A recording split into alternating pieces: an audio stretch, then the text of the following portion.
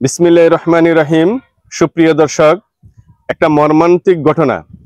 আসলে এখন বর্তমানে বকাটা যে ছেলেগুলা যে কাণ্ড করা শুরু করেছে, মসজিদ এবং মাদ্রাসার যে জায়গার মধ্যে যে ঘাসগুলা লাগানো হয়েছে, এরপর থেকে এগুলা থেকেও রক্ষা পাচ্ছে না।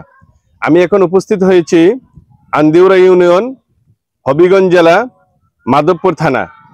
এখানে একটা মসজিদের আন্ডারে এখানে কিছু গেন্ডারিয়া গাছ ছিল এবং কলা গাছ ছিল। তারা করছে কি, এই যে কর্তৃপক্ষ যারা মসজিদের মুতাল্লি আছে তারা বলছিল যে তোমরা বাবা এখানে রাত্রে আড্ডা দিও না। এই কথা বলার পরে উনি নাম বলতে ইচ্ছুক, প্রয়োজনে উনি ব্যবস্থা নিবে আইনের মাধ্যমে, আইনের সাহায্য চাবে উনি। তারা করছে কি, এই যে গেন্ডারের গাছটা পুরাটা আপনার কেটে ফেলেছে। আরেকটা সুপার ইডো কেটে ফেলেছে, আমি দেখাবো আপনাদেরকে। কলা গাছ 4টে আপনার কেটে ফেলে নিয়ে গেছে এবং অনেকগুলা নষ্ট করে দিয়েছে। আসলে এগুলা থেকে, এই বকাইটা ছেলে পেলে থেকে কিভাবে মানুষ সমাজ রক্ষা পাবে, আসলে আইনের আশ্রয় নিবে এই কর্তৃপক্ষই। আমি আপনাদেরকে বিস্তারিত গুলা দেখাচ্ছি। দেখুন, এই যে এখান থেকে একটা কলা গাছ নিয়েছে, এই দেখেন। তারপরে এই যে গেন্ডারি গাছটা পুরাটাই নিয়ে গেছে এখান থেকে। এরপরে দেখেন এই যে ছোট ছোট কলা গাছের চারাগুলা তারা নষ্ট করে ফেলছে। এই যে এই কলা গাছ থেকে এটা নিয়েছে, 4টা চুরি নিছে। এই দেখেন ওইখানে একটা কলা গাছ চুরি নিছে, এই আর ছোটগুলা সব নষ্ট করে দিয়েছে। দেখেন কতগুলা গাছ নষ্ট করে দিছে। উনি এটা মসজিদের আয়ের জন্য রেখেছে, লাগিয়েছিল। এই দেখেন, এই দিকেন থেকে নিয়েছে আরেকটা কলা গাছ। এইভাবে এই সবগুলা আরেকটা কলা, 5টা কলার চুরি নিয়েছে। এই দেখেন কত সুন্দর। দেখেন উনি মসজিদের জন্য এই যে কত সুন্দর করে গেন্ডারি গাছ লাগিয়েছিল, সবগুলা গাছ দেখেন কিভাবে কেটে ফেলে দিয়েছে। আর 2টা সুবা একবারই নিয়ে গেছে।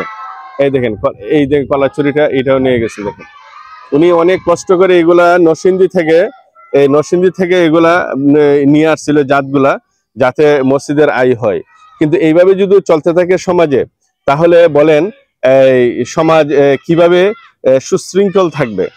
কেউ যদি এই সমাজের যারা মুরব্বি আছে, যদি এই বকেটে পোলাপানদেরকে যদি আপনার শাসন না করতে পারে, আর শাসন করতে গিয়ে যদি এমন ক্ষতির মুখে পড়ে, বিভিন্ন মসজিদ মাদ্রাসার জায়গার উন্নয়ন করতে গিয়ে সেটা যদি একজন আল্লাহ রাস্তা দান করবে, আবার উন্নয়ন করার জন্য কিছু ব্যবস্থা নিবে, তারপরে বাধাগ্রস্ত হবে।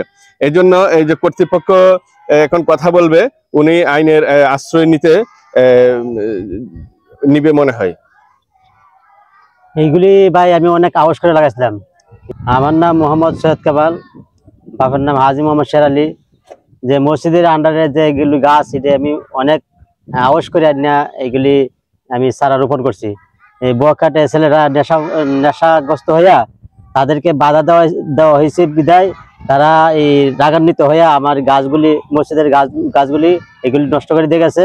আর মসজিদের আন্ডারে যে চুরিগুলি আছিল, এই 4-5টা চুরি আগেও নিছে, 3-4টা চুরি আগেও নিছে। এখন বর্তমানে উপস্থিত 4টা চুরি নিছে। গেন্ডারি 2টা সুবা আছে, এটা নষ্ট হচ্ছে। আর একটা গেন্ডারি সুবা বড় ছিল, এটা তারা নষ্ট হয়ে গেছে। এখন আমি চাইতেছি যারা রাত্রে এখানে আড্ডা দেয় বা এখানে ঘোরাফেরা করে, তাদেরকে আইনের আওতায় একটা এই দরখাস্ত দিয়ে তাদেরকে আমি আইনের আওতায় ছাড়বো। যারা আছেন সবাই আমার সাথে একটু সহযোগিতা করবেন, যাতে তাদেরকে দৃষ্টান্তমূলক শাস্তি দেওয়া যায়।